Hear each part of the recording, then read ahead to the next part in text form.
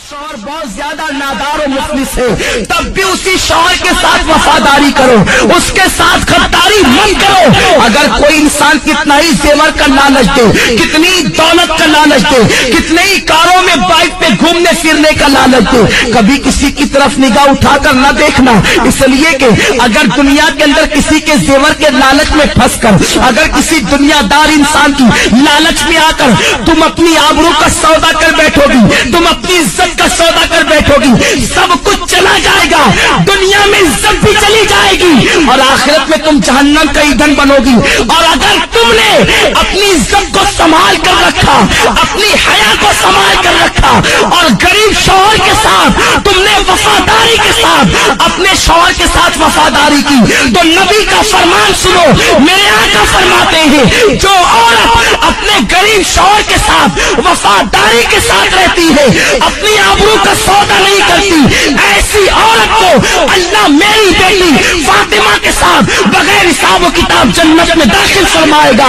اب اگر تم بغیر حساب و کتاب جنت میں داخل ہونا چاہتی ہو سیدہ فاطمہ کے ساتھ، تو اپنی آبرو کا سودا نہ کرنا، کسی کے لالچ دینے میں نہ آنا۔ یہ زیور کیا حیثیت رکھتے ہیں، زیوروں کی کیا حیثیت ہے، سونے چاندی کی کیا حیثیت ہے، یہ اچھے لباس کی کیا حیثیت ہے، کاروں کی کیا حیثیت ہے، دنیاوی سواریوں کی کیا حیثیت ہے۔ جب تمہاری موت آئے گی تو سن لو، بڑھاپے میں مرنا ضروری نہیں ہے، جوانی میں بھی تمہیں موت آ سکتی ہے۔ اللہ اکبر، جب تمہیں موت آئے گی، اگر تم نے اپنی حیا کو بیچ کر زیورات حاصل کیے ہوں گے، یہی زیورات تمہارے بدن سے نکال لیے جائیں گے، اچھے اچھے لباس تم نے جو جمع کیے ہوں گے وہ لباس بھی تم سے چھین لیا جائے گا، اور تمہیں کیا پہنایا جائے گا، سادہ سا سمپل سا 2 گز سفید کپڑا جسے دنیا کفن کہتی ہے، وہ کفن تمہارے بدن سے لپیٹا جائے گا،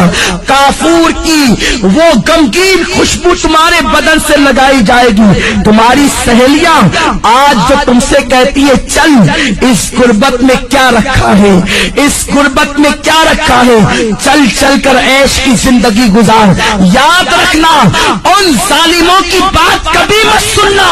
اے سیدہ فاطمہ کی کنیزاؤں، نبی نے اپنی بیٹی کا نکاح کسی کروڑ پتی کے ساتھ نہیں کیا تھا، نبی نے اپنی بیٹی کا نکاح ایسے علی کے ساتھ کیا تھا جس کے پاس گھر بھی رہنے کو موجود نہ تھا۔ حضرت علی کے میں سے میرے آقا کہتے ہیں علی میں فاطمہ کے ساتھ تمہارا نکاح کرنا چاہتا ہوں۔ علی ایسے تھے اس وقت ان کے پاس مہر دینے کے لیے پیسے بھی نہ تھے، کپڑے پہنانے کے لیے پیسے بھی نہ تھے، عرض کرتے ہیں یا رسول اللہ نہ مہر دینے کے پاس میرے پاس پیسے ہیں، نہ کپڑا خریدنے کے لیے میرے پاس پیسے ہیں۔ حضور فرماتے ہیں میری زرہ لے کر کے جاؤ، اسے بازار میں بیچ دو اور کپڑے خرید کر کے لاؤ اور فاطمہ کا مہر ادا کرو۔ میں پوچھنا چاہتا ہوں نبی چاہتے تو اپنی بیٹی کا نکاح کسی دولت مند کے ساتھ کر دیتے، بڑے بڑے دولت مند میرے سرکار کی بیٹی کا ہاتھ مانگنے کے لیے آئے تھے، مگر نبی جانتے تھے